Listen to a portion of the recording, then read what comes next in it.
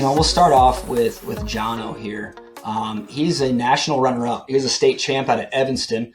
47.2, I think, was his PR as a senior. His senior year, 47.2. His first year with us, he ended up going 50 feet, 4 inches, 50-foot jumper that very next year. So it was really amazing to see how athletic this kid was. And then just with a little, TLC, and he's really blown up, and he's got our indoor school record now from this past indoor season. I think he jumped 50 feet, 3 inches. Seeing what he could have done outside with a little bit of a tailwind behind his back. I think he's a 51, 52-foot jumper here very, very shortly.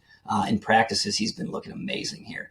But let's kind of see what he looks like here and see if I can just give you a breakdown of at least his jump.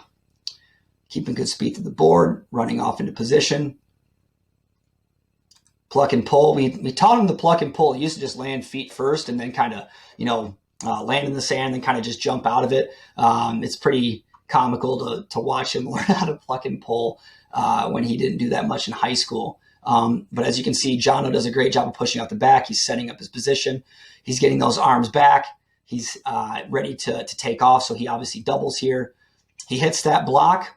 Those arms look great. The actual top of his arms here, he's hitting good position with his humerus. His knee, he pops that thing. Look how well he's projecting off the board. But then, of course, he's dropping into that position. Look at that pop and drop by his left leg. And then, of course, this leg is long. He gets that foot up under his butt. He gets into position here. Was there much room to fix here? Yeah, this was Jono's first, I think, collegiate meet. He went 47.8, so a nice little PR from his high school days. But he still hits pretty decent positions. He hits his flat foot concept. Let me back this up here. He's stacked right on top of himself there. That looks great. There's the H position.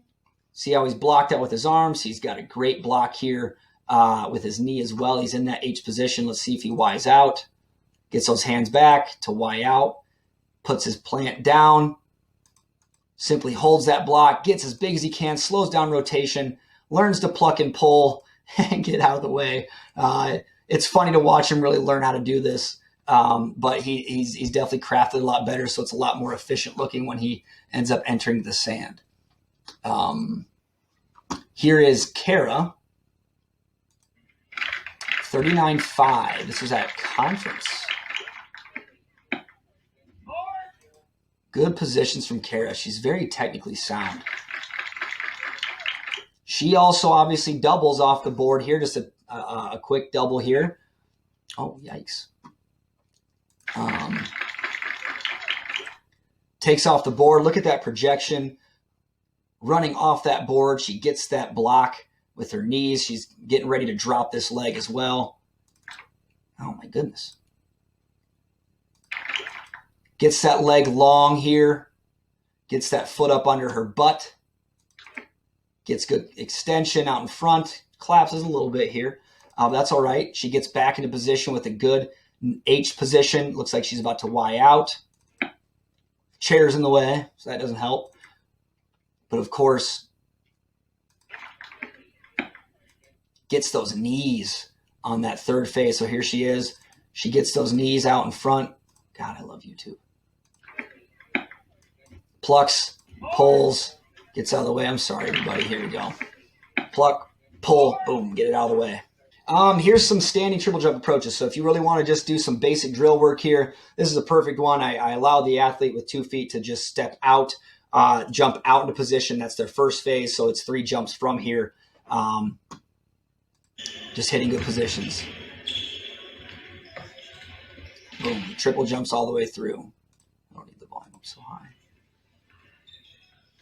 Learning on positions, getting those knees up, hitting good plants, hitting good bounding positions. Jamile's a little too aggressive here with his upper body. This is Jamile Brantley. He's out of Green Bay East. 46-foot triple jumper in high school. He now long jumps 23.9 I think is technically what it is in feet. He's an All-American for us in the long jump. Triple jump we're still mastering, but he's very tall, long, athletic kid. I'm excited to see what he builds into later on. He's still got a couple more years with us. Adam Tallman here hitting good flat foot concepts. Could definitely squeeze more at the end. Here's Jono hitting flat foot concepts. Here's an idea of Jono really leading with the heel. That foot there, he's leading with the heel, but he puts that thing down flat-footed, doesn't break on it, pushes in position, and you got to love him learning the pluck and pull. This is from a couple years ago, so that's pretty interesting. Pop and drop drill.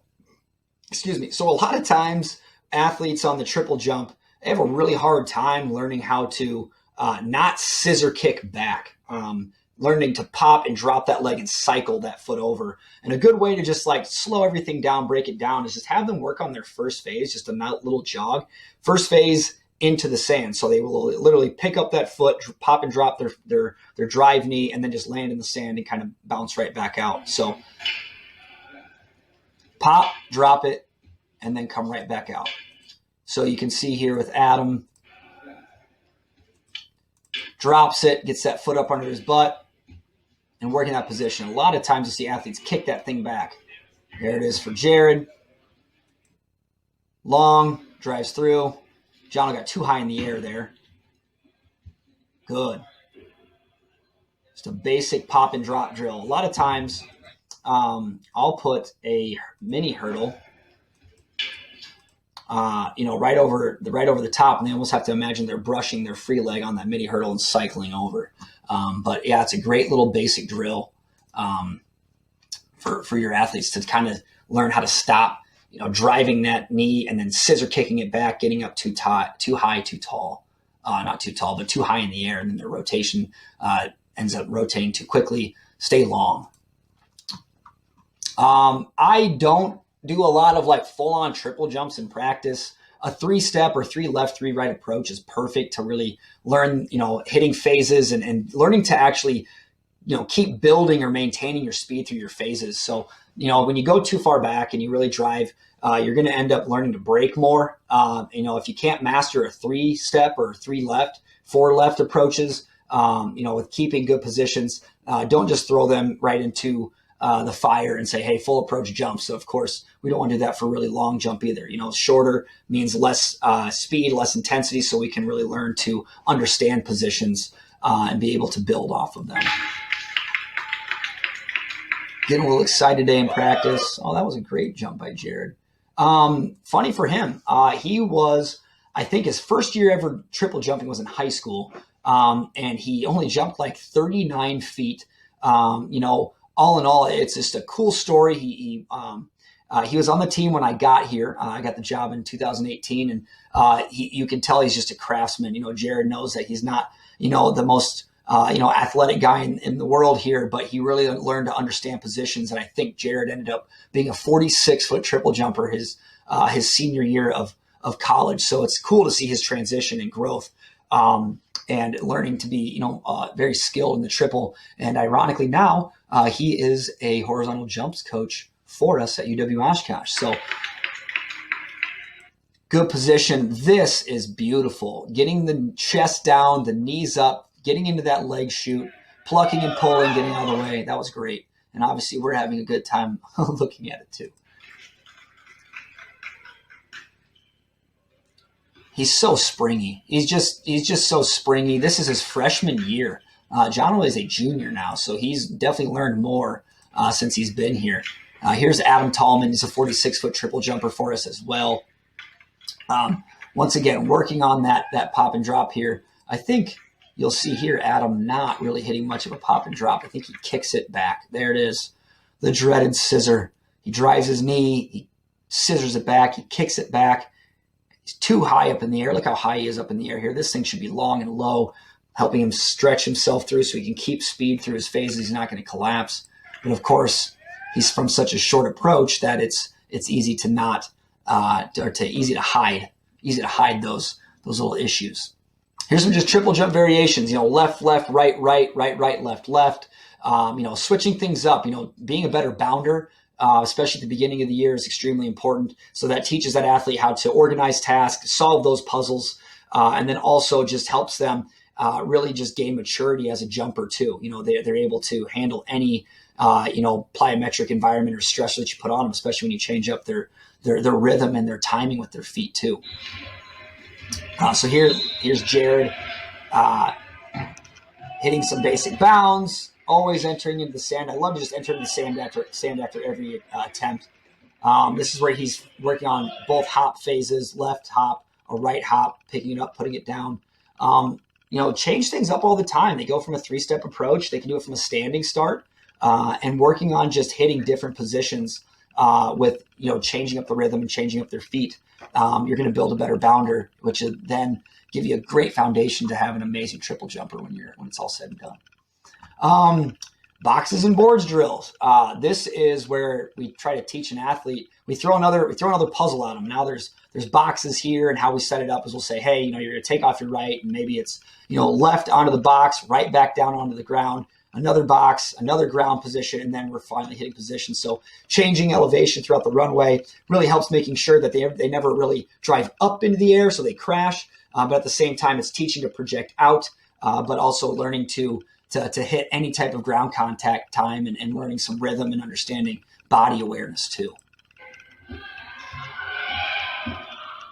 Perfect. Looks like we had if I see that again here, couple different boxes here.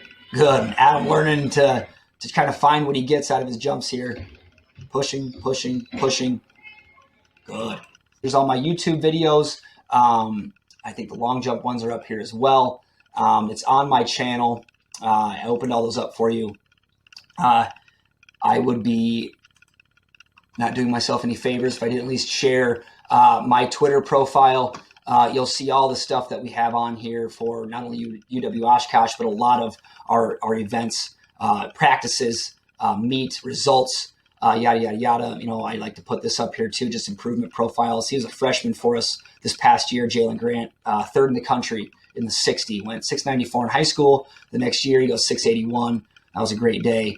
Alrighty. Well, thank you so much. Once again, please feel free to reach out to me. Would love to make sure I can break down more tape, even more one-on-one work. Hey, I just love talking track. So I want to thank, Tony. I want to thank Chris for having me a part of this thing. And of course, I would love to come back and share more information with you. And once again, hey, football coaches, your track coaches, the jumps, I'm telling you, it is the glue that can bring everything together, get those sprinters the opportunity to have another event that they can challenge themselves and just simply jump in practices. Even verticals, even just broad jump testing, getting into the pit, getting into the sand, doing everything you can to give those football players and other athletes, multi-sport athletes. The jumps is such a trifecta event from acceleration, max velocity, and plyometrics. You can't go wrong with really instilling a solid jumps program into your team, into your squad, into your culture. And there you go. That's all I have. All right. Well, thank you so much.